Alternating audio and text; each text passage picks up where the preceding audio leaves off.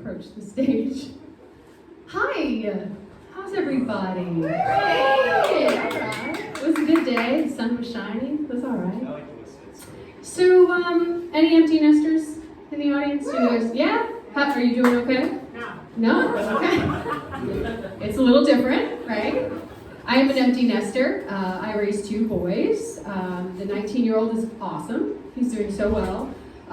Black belt in karate. He's just finished his freshman year at Farmington. He got like a 3.8.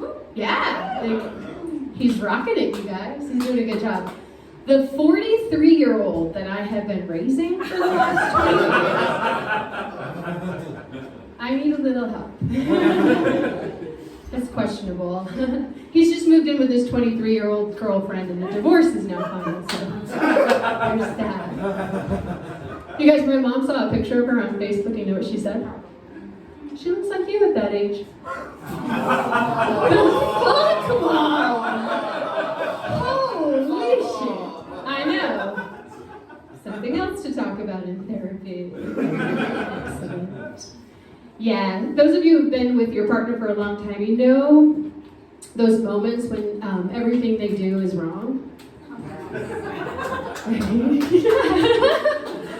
You're too enthusiastic. He's here, you know. He's next to you. Yeah, that moment, like you wake up in the morning and like they're breathing wrong. They buttered their toast wrong. It's wrong. I reached that point with my husband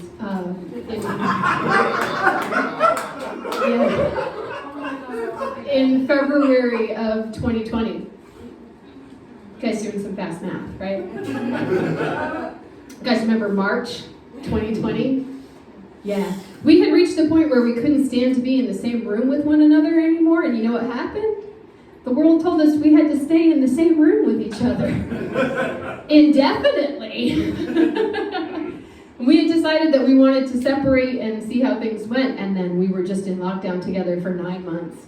Yeah, it was interesting, but it was a good opportunity for us because we had a chance to really get to know each other again and recognize that we're decent people, we're good friends. He's an excellent parenting partner, and I have to say all of that because it's part of our settlement agreement. Check. For 1 more year. Yeah. So yeah, divorce during COVID, but a little bit more traumatic for me, and the ladies in the audience will understand this, that after ending my 20-year marriage, my gynecologist that I've been seeing since I was in my 20s also decided to retire. Yeah, a couple of groans.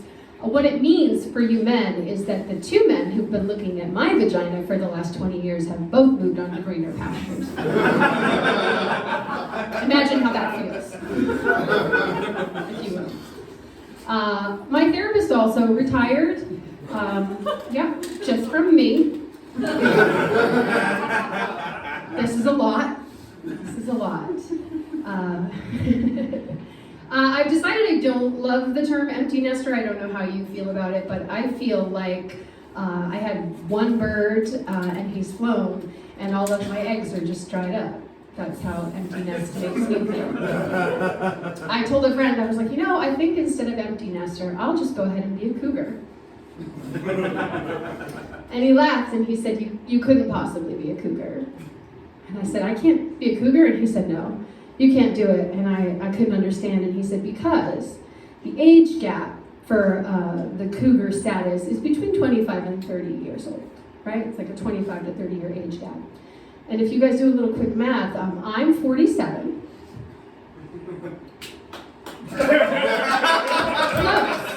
Close. The correct response to that is, no. Let us try that one more time. I'm 47. Leonard's right, you are trainable. Nicely done. Thank you guys. Yes, I am 47. And so if you do some more math, 25 to 30 years puts that age range between 17 and 22. My son is 19. The ick factor just went through the roof, right? Because there is a possibility that I might want to have sex with a 22-year-old. Maybe. But there's a much better chance that I'm going to want to just make him a sandwich.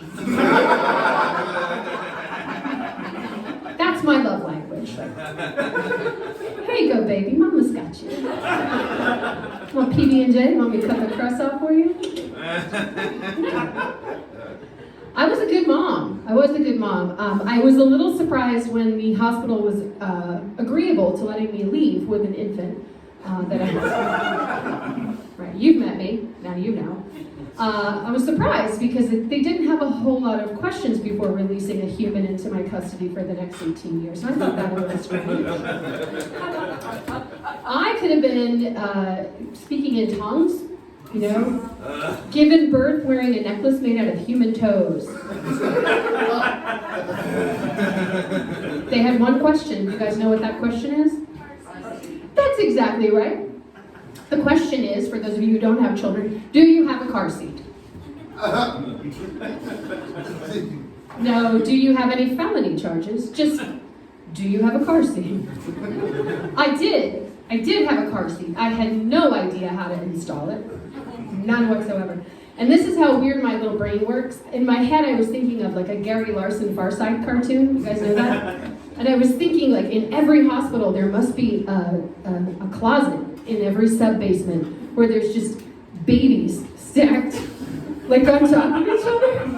They're, like, way up to the ceiling. And, like, on the other side of the closet, they're just, like, graduating out in their caps and gowns. Like, they're finally old enough to leave. They don't need a car seat. Right? It's funny, right? That's what it's like in there. It's a wacky place. Yes, they don't ask you any other questions, but I feel a good question they should ask you is, how long have you kept a beta fish alive? That's a fucking great question, right? I personally kept a beta fish alive for 8 years. That's impressive. It is impressive. It's also a full-on lie. Here's how I did it. Every time my son's beta fish would die, I would scoop it out of its little bowl and flush it before he would notice. And then I would tell my beautiful blue-eyed boy that his beta fish had gone on vacation to Petco. And after a week, we would travel to Petco together and we would find his beta fish. He would come with me because I didn't remember what it looked like and I needed him to help me.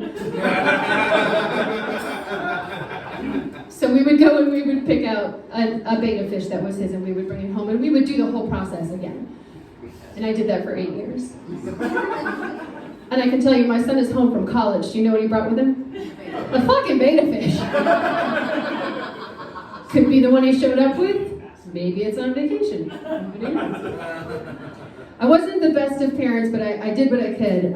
Here's a little snippet of, and then I'll get out of here, a little snippet of how I raised my son. I convinced not only my son, but his entire preschool class that when the ice cream truck is playing its music, they are out of ice cream.